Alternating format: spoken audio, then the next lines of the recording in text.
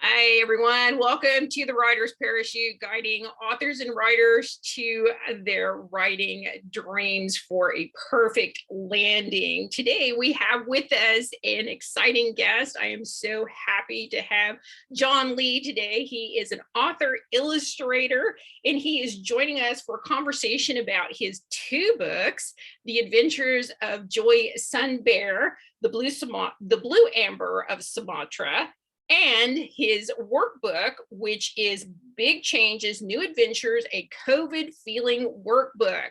We're so excited to have John with us today. But before we get started, we have a little bit of housekeeping to take care of.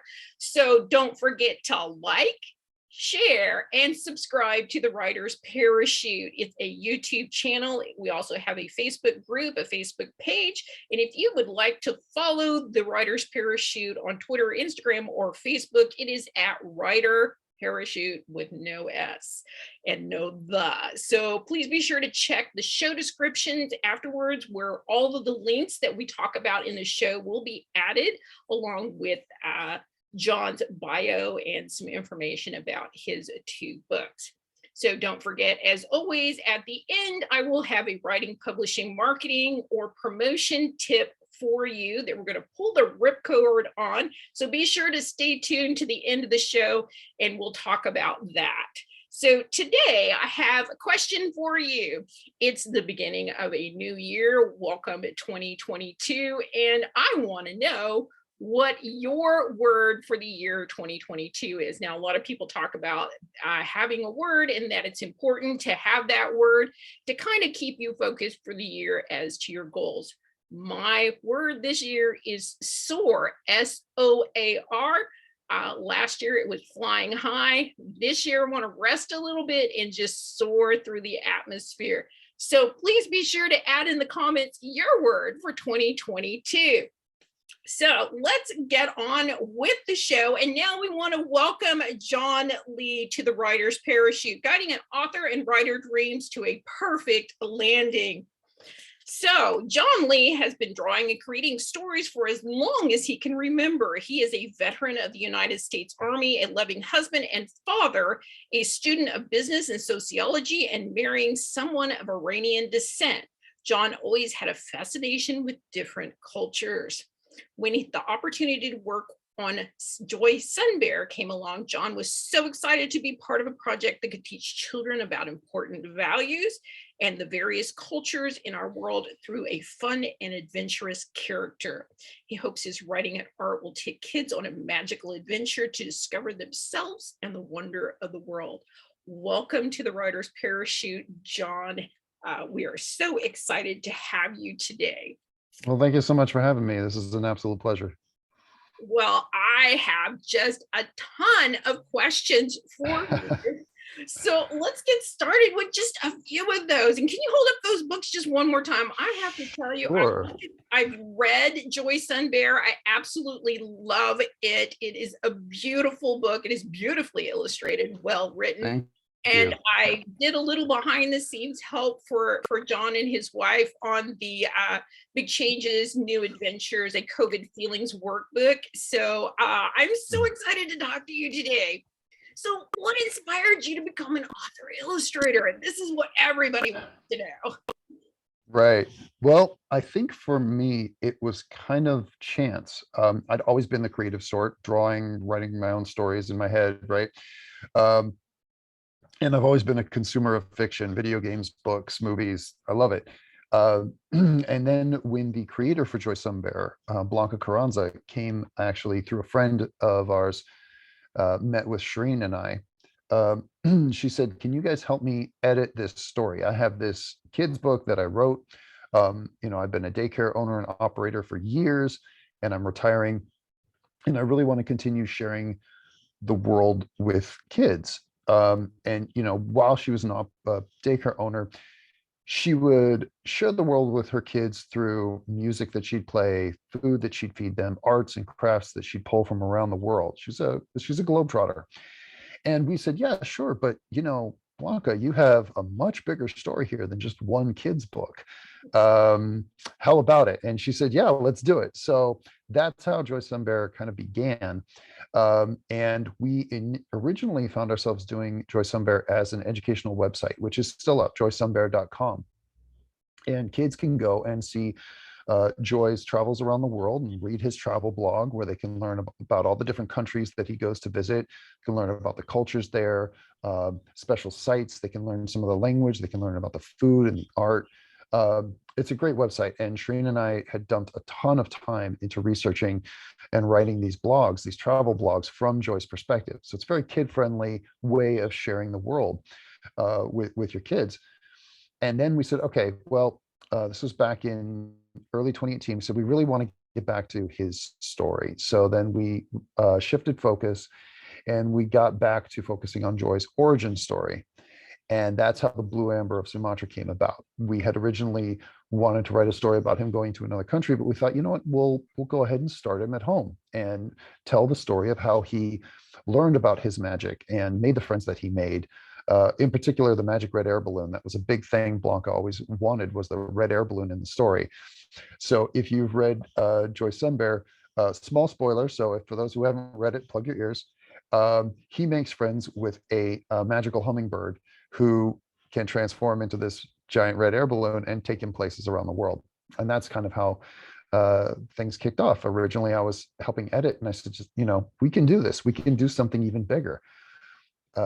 I kind of have a bit of a, I don't know if it's a bad habit of jumping in the deep end of things a little bit. I blame my father for that. I asked him when I was about 5 years old, hey, Dad, how do you swim in the deep end? He said, like this, and picks me up and throws me in. And it's kind of been a theme for my life ever since. So, but we love it. I was the co-author and illustrator for Joyce Sunbear. My wife Shereen was the content editor for the book. My daughter was I guess you could say, market expert. She was very, about 8 or so at the time. And, I'd show her illustrations and read her passages from the book. And if I got a great reaction from her, I knew we were on the right track. Well, that sounds amazing. And before we move on, I just want to go ahead and repeat that website. It is an amazing website. There is so much to see and do there. It is Joyce Sunbear. That's JoySunbear.com. So go check that out, joysunbear.com. So I love this book, and it has so much depth. And in fact, I'm going to just stop right here and kind of read the description for this book. I think you guys are just going to be amazed. It says, Joy has found an unexpected friend in a group of animals who fled the sudden destruction of their forest home. But his new friend and the rest of the newcomers are being blamed for the sacred figs that disappeared overnight. Joy finds himself on a mission to locate a mystical stone in order to prove that the new animals are not to blame. Along the way, he'll face many challenges, some put in his path by an unseen magical foe. He'll learn about compassion and respect and how to find the power within himself to save his rainforest from chaos and ruin. Perhaps he'll even help change the world. I love this book. So where do you find the inspiration to write these books, create these illustration, and the additional artwork that you have? Your artwork is just amazing. I am so inspired when I see it. I am so not an artist other than writing. So I do appreciate anybody that can pick up a pencil and create something, because my grandkids will tell me to just put the pencil down. It's too you don't want to go into that part of writing children's books. And I think they're probably right. So I do appreciate that. So where do you find that inspiration to just keep going in so many different directions? Well, they say you can't pour from an empty cup. And I'm a firm believer in that. So I love, like I said, I love to consume fiction. I love movies. I love shows. I love comics. I love video games. Any stories that I can take in, I feel enrich what I have available in order to put into these books. And another thing is, I think we've talked about it once, that there's no such thing as an original thought. everything you think you've been exposed to at some point in your life, right? So when it comes to creating and to making stories or making fiction in a way, everything's sort of a twist on an old tale, right? But there's only you who can combine the experiences you've had into your unique stories. And so I feel like that's kind of where I came from. Now, in particular with Joyce Bear, I was already working with specific themes, right? We had the topic of deforestation that was big in the book. We had the topic of preserving Mother Earth and whatnot, and in particular about friendship, learning about what it means to be a friend. But at the time that I was writing the first draft for this book, we also had a rather major thing going on in the news, which was the refugee crisis, back in 2018. And that was actually a major part of the writing of this story. So in the very beginning, Tipa, the orangutan character, loses her home suddenly. Now, I wanted to translate the experience of a Syrian refugee losing their home to war into something that wouldn't traumatize the children that read the book, but would also inform them. So we have the imagery in the prologue of the book where Tipa and the other animals from this part of the forest are just running around trying to get out of the way of this tractor that's just tearing down everything.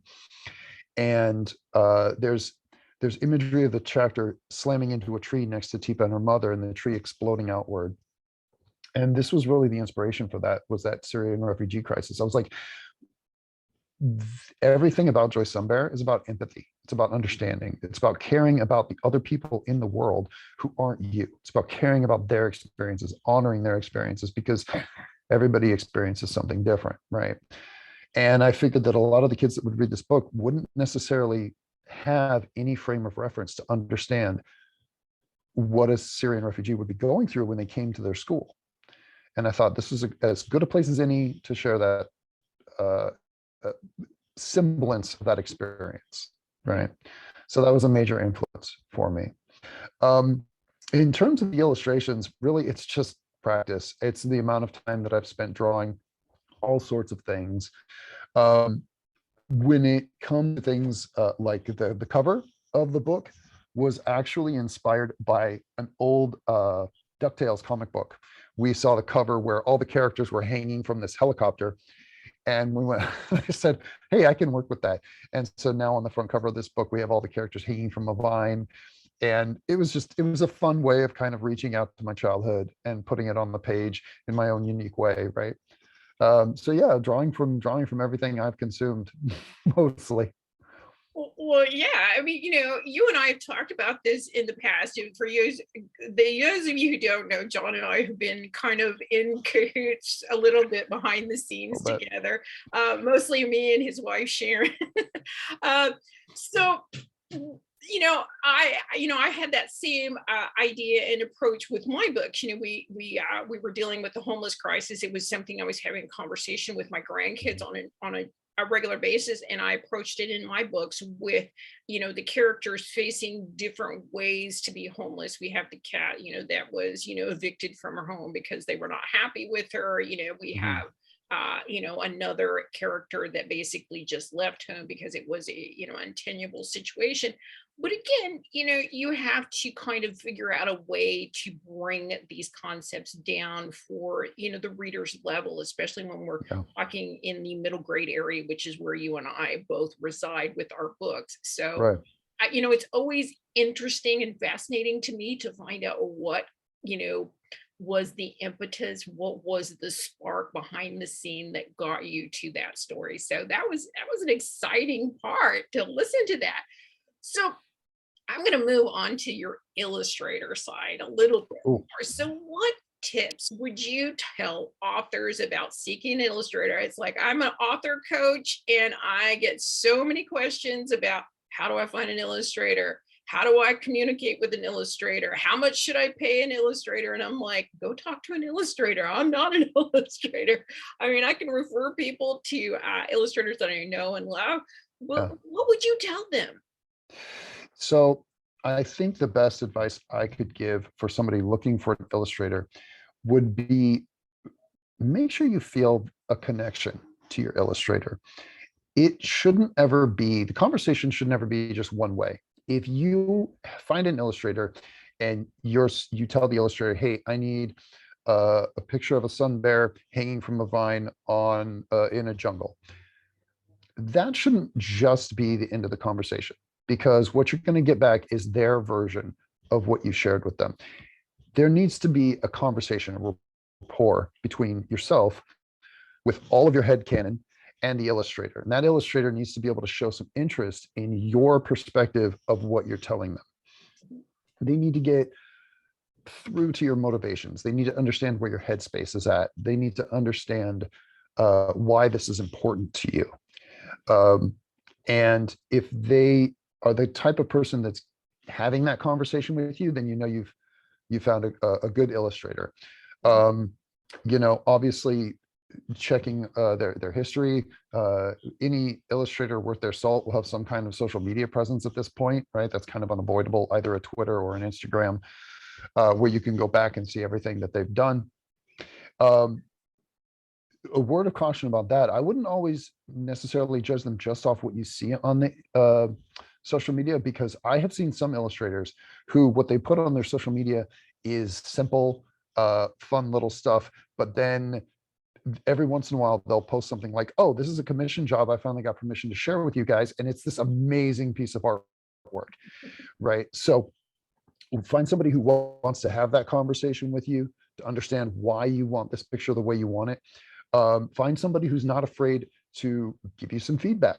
Hey, that's a great idea, Mr. Author, Mr. and Mrs. Author, but I think if we tweak it like this, you might get a more impactful picture. And find somebody who's willing to share plenty of their past artwork. In terms of budget, it really just depends on the illustrator. I know some illustrators who don't work very often and will do illustrations on the cheap. Some illustrators, this is their full-time job. This is all they do all the time. And if you want a chunk of their time, it's going to cost you. So it boils down to, do you like their style? Do you like what they put out? Do you like working with them? Because you're going to have a lot of back and forth. They're going to send you a picture and you're going to be like, this isn't quite what I want. I need to change this or that, right? And most of the time you'll have a set situation where it's like, you'll pay a certain amount for X number of illustrations, and then each illustration will come with a set number of changes or revisions. And anything beyond those changes, you'll end up paying an additional fee.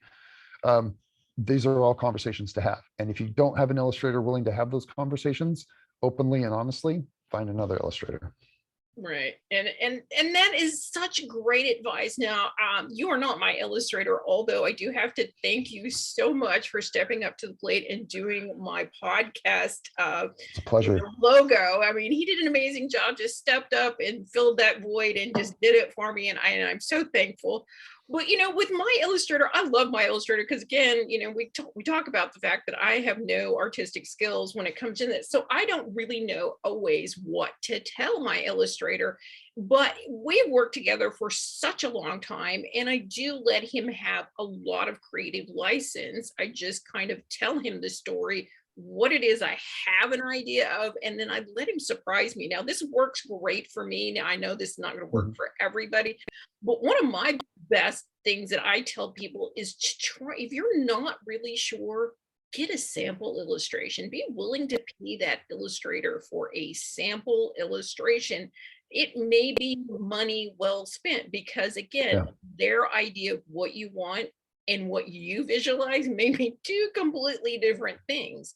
And I agree with you that there are so many illustrators out there that don't always show the full range of their abilities when you're seeing them on social media or on their website. So yeah, I think for myself now, keep in mind, I'm not drawing all the time. When I take a commission, it's usually once every few months, maybe. So I have the time to do this, and maybe not every illustrator does, but one of the things that I like to do is I like to get the description from someone, and then I do my very, very rough draft, and I'll send back sketches, and I'll say, if, for example, I'm doing a logo, or I'm doing a commission of a character art, I'll do my very rough sketches and I'll send them back to the person and say, okay, is this the direction you want to go? And if it is, great. Okay, now we'll talk payment. Now we'll talk money, because I want to make sure that I can provide what they're looking for. Otherwise, it ends up being a waste of both of our time, right? If I do a whole bunch of work and I create this piece of art, and it's not anywhere in the ballpark of what they have in their heads, they're going to be like, I'm not paying for this. And then you've got a problem, right? I just sank 20 hours into this piece of artwork and this person refuses to pay. So it's a loss on both of our sides, because they've lost that time, I've lost that time, and nobody's happy. To me, it makes a lot more sense if I can say, well, here's the work that I've done in the past. Here's my rough sketch idea of what you want. You can imagine where this is going to go based on my historical work. Is this what you want to do? If they say yes, great. Okay, now we'll talk money. I think this will take X amount of time. Well, here's my fee for it, and then go from there. Now, again, it might not work for everybody, but it's something that I personally can do, because I don't do commissions all the time. I have a full-time job outside of all this. Well, yeah, I mean, a lot of writers do too, so they should understand that. But that is excellent advice. Thank you for sharing that with us. So now we're going to jump back into the publishing, writing, book business side of it. Go back to your author side. So, what was the biggest challenge that you faced, or what parachute did you need to get published with your 2 books? So I think that there was 2 main ones that I would refer to. The first one, in terms of the publishing side, we decided to do it ourselves. We decided to self-publish through Amazon. This was a choice based primarily on time. We didn't want to have to wait to keep pitching out to people. We knew that it would come at the cost of not having a big budget marketing wallet available to us. But we decided that, what, we wanted more creative control. We wanted to maintain that creative control. And we thought that we'd just go the self-published route. There was a lot involved in self-publishing, and learning how to use Adobe InDesign to complete the formatting of everything, learning how to illustrate a cover and make it not look self-published, because, I mean, let's be honest, most self-published books look self-published, and we did not want that.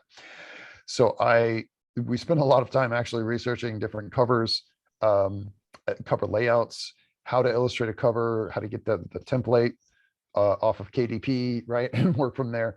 Once we got all that down, the publishing process is not very difficult. Self-publishing process, not terribly difficult. The trick is learning everything without, paying an exorbitant amount of money to an expert who's willing to guide you. The information's out there. It is possible to gather, but it was an experience. I'm glad we did it, though. I'm glad. From a writing perspective, I actually took a fiction writing course before we wrote this book, because we said, we wanted to make the best thing that we could make. And being the first full-length story that I was writing, I'd done short stories and stuff, but being the first full-length story that I was writing, really wanted to make sure we were geared up with as much knowledge as possible. So I actually took a fiction writing course and learned quite a bit of things. One of the things that presented a particular challenge for me, though, was the idea of setup and payoff and keeping things relevant. That old story of if you show a gun in Act 1, it needs to go off by Act 3. There's a lot to describe in a rainforest, and describing it while not focusing too much on it, but being able to highlight the things that become relevant later on, became a bit tricky. Foreshadowing was tricky for me. Right.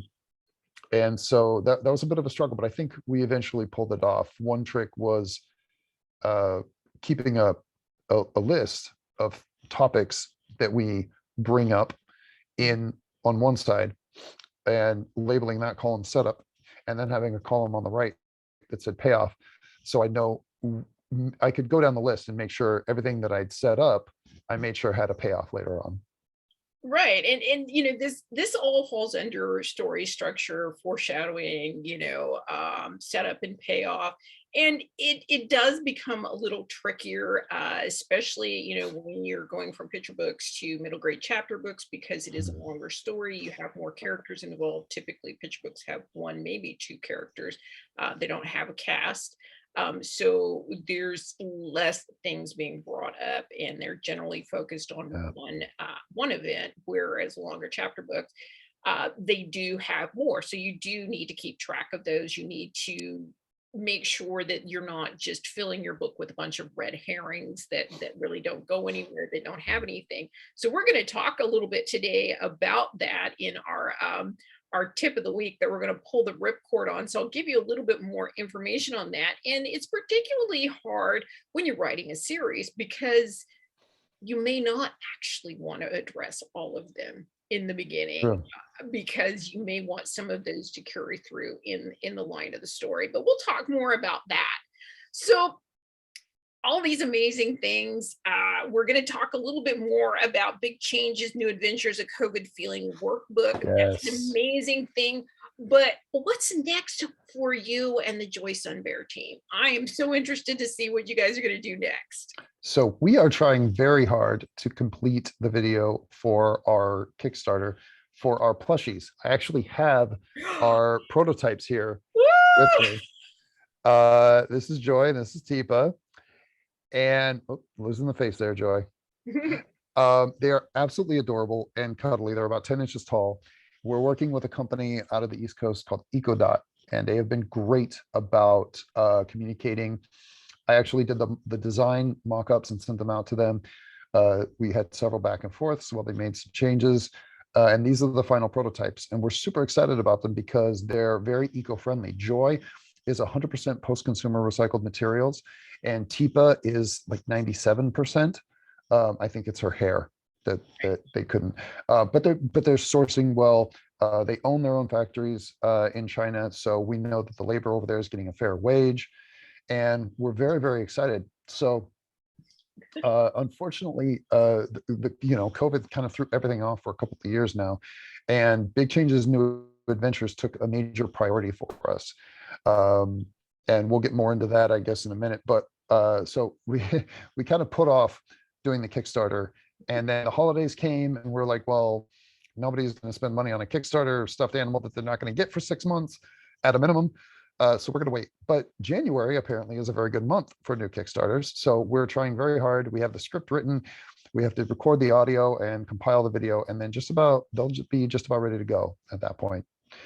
On top of that, I really, really want to get working on book 2 in the Adventures of Joy Sunbear series. I've had classrooms, literal classrooms, asking me where it is, and I feel so terrible because I want to get back on the writing.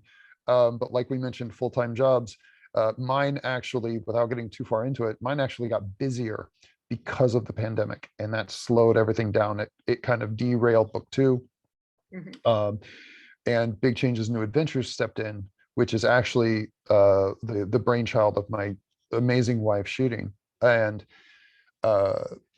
Big Changes, New Adventures really kind of expanded Joy Sunbear in a great way. We've gotten to this idea of taking all of the empathy lessons and all of the emotional lessons of Joy Sunbear, and we put it into this workbook to help kids process everything that they were dealing with during COVID. And to be honest, a lot of adults. And, yes. And again, the biggest shout out to my beautiful wife, Shireen, because this was her idea. She saw what our daughter was going through, and she herself was experiencing a lot of things with COVID and processing all of that. And she said, kids need this resource. They need these lessons. They need these emotional tools, and we can give it to them. And Joy Sunbear was just the absolute perfect avenue for it. So we produced that, and eventually our goal is to create an even bigger workbook journal. I mean, this one's pretty big. It's half an inch thick, and it covers 5 of the major emotions. And our goal is to include some more Some of the things we had to leave out because of time was things like grief and whatnot. So we want to make an even bigger workbook at some point, take a lot of what's already in here and expand on it, and produce a more generic version. But really, this book is timeless. The lessons and emotional tools that are in here, we've had professionals who run mental health organizations literally tell us that if they didn't know better, they would have assumed that this was written by a professional, because of the quality of material in the content. And we really want to do even more with it. So Right. Well, it's an amazing workbook. Like I said, I've been a little bit on the fringes, and I'm going to give you guys the description of this. It is Big Changes, New Adventures, a COVID feeling workbook. COVID-19 has been difficult for everyone, causing lifestyles around the globe to change almost overnight. Those changes have been especially hard for children, and not every child has the emotional toolkit they need to process those feelings. Parents are feeling the weight of these effects on their children as well, often struggling to balance changes at work with everything else that is going on. Big Changes, New Adventures introduces your child to the fun, lovable characters from the magical adventures of Joy Sunbear, and helps your child develop healthy emotional responses with fun activities, inspiring writing ideas, breathing and movement exercises, and mindfulness practice. Yeah. Joy, Au, Tipa, and Kinti, I Yep. believe I'm saying that right, will give the reader a safe place with friendly support as they learn about their feelings and how important it is to accept all the emotions that make up who we are. It Yeah. is an amazing book. I have heard nothing but great things from not only classrooms, teachers, the children's writing community, but also from these kids that are using this, and the parents that have been able to have this as a item in their toolkit to deal with what is going on right now, because Yeah. it's overwhelming for adults. I can't Yes. imagine trying to deal with it as a child, because so many things are being changed. I mean, just almost as we speak, and they often don't get a choice in the matter. Right. So, it's frustrating, but I applaud you for stepping up to the plate and providing this. So we're going to move on just a couple of other things here. We will have the links in the show notes to go and purchase your copy of The Adventures of Joy Sunbear, and also Big Changes, New Adventures, a COVID Feelings workbook. But you do other work besides your own books. Thank you again for the logo, Of and course. have other services that you offer. So where can our listeners uh, connect with you for, let's say, artwork, illustrations, that kind of work? I think the easiest place to find me would be on Twitter at John Lee Art Story. If you are a gamer of any kind, and especially with focus on board games or tabletop RPGs, I'm also on TikTok at Dad's Roll Dice. That's where I focus mostly on my D&D adventures with my family and my friends. Okay. Well, that sounds great. And again, we will have all of those links in the show notes for you. I'm not going to try and spell those out. So, but we appreciate you sharing those. And then where are your books available for people to purchase? Now, I know they can purchase them online. Are they also available in some of the retail bookstores? So it kind of depends on where you're located, but if you happen to live in Temecula, California, both Joy Sunbear and Big Changes, New Adventures, I'm sorry, both Blue Amber of Sumatra and Big Changes, New Adventures are available in the Barnes and Noble there in Temecula, California. One of the things that we did not, unfortunately, because of the pandemic, have an opportunity to do was more in-store, book signings and whatnot to get us more into the big name bookstores. Hopefully, we'll get back to that, especially as the series expands. But other than that, we're available on Amazon.com. All you have to do is search for Joy Sun Bear. Right. Awesome. So do you know if it's online? Is it available online through Barnes and Noble or any of the other retailers? Do we know that yet? I believe so, because we're also self-published on Ingram Spark, Okay. so they can order through there. All right. Well, that's awesome. So we're so glad. And again, we're going to have some links for you to purchase the books. So if they want a signed copy of these books, would they contact you through Joy Sunbear? Absolutely. And if you happen to have a classroom and want to purchase them for a classroom, you can reach out to info@joysunbear.com. We offer discounts for classrooms, in particular for Big Changes, New Adventures.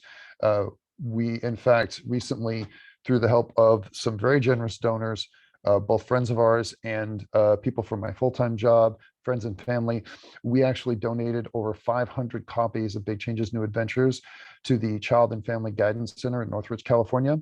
They're a mental health organization that helps underprivileged families. And it was an amazing experience. So we're all about getting these books out to the classrooms and the organizations that can use them. That is amazing. You guys always humble me so much when I hear about all the things that you're doing out in your community, and in the children's author genre. So if someone wanted to hire you as an illustrator or an author illustrator, or would like to contact you for a group event or for their schools, where would they go? So if it's Joy Sunbear related, again, joysunbear.com, info@joysunbear.com. If you want to email us, all of the social medias, you can find us, Facebook, Instagram, and Twitter. Just search Joy Sunbear. If it's for a different project and it's just personal, again, Twitter's probably the best place to reach me. Okay, awesome. So, and I think we've already answered the last question, is we're going to follow you on Twitter. Are you on Instagram and Facebook at Joy Sunbear, and also at John Art Story on Yeah, Twitter? Twitter is John Lee Art Story. Facebook, I have a professional author illustrator page, but it's a little less high profile. Best place to follow us is Joy Sunbear's social medias. Well, we are so glad to have you here today, John. Was there anything else that you wanted to share with us before we go ahead and move on to our tip of the day? I think that you mentioned word of the year as your beginning question. I think I'll just share my word of the year, which is streamline. And that has a lot of implications from a work perspective, really buckling down with plans and organization, but also removing the fluff, removing the things that don't have a significant impact. But that, impacts that follows into the personal life as well, right? There's so much about that we feel obligated to do from one day to the next that sometimes you just sort of have to let the balls drop and stop juggling and, pick up the ones that are most important. And so streamline, that's my word for the year. Awesome. I love it. I wish I'd have picked something like that. There's a little streamlining in my life too. Wouldn't we all? Well, we want to thank John Lee for being our guest today, for joining us here on the Writer's Parachute, guiding author and writer dreams to a perfect landing. Can you hold up those books one more time? Let me try to do this without losing. There we go. Oh, all right. Awesome. So, and be sure to hit the like button, the share button, and to subscribe. And of course, go follow the Facebook group, follow us on Twitter, Instagram, and Facebook at Writer Parachute. Next time, we're going to go ahead and go with our tip of the day. And we were talking earlier with John about story structure, about the setup and payoff, the foreshadowing. And what I have to say about that is this is why it's so important to do an outline. When you are writing a story, you need to know what the motivation of your characters are. We talk about last week following the hero's journey. This is just a continuation of that. Once you figure out what the hero's journey is, then you need to structure the scenes around what it is that they want to accomplish, achieve, or bring back as the elixir at the end. Everything is like the roads flowing to Rome. All roads lead to Rome. So all of your setup and payoffs should lead to that climactic moment towards the end or the ending itself. Now, there is a small caveat with that. If you are writing a series or a continuation of the story, then some of those you may not want to fully realize, but you do want to try and bring them together and sort of tie them in a nice, neat bow towards the end. So I hope that's helpful for you. Of course, you can always find more information on the Writer's Parachute about writing, marketing, publishing, promoting, and just in general being a great writer author. So I hope that you had a great time today. Again, don't forget to go follow us, and we hope that you'll join us next time here on the Writer's Parachute. And here's hoping all your writing and publishing dreams land on target. So until next time, thank you, John. We'll see you Thank again. you. Bye.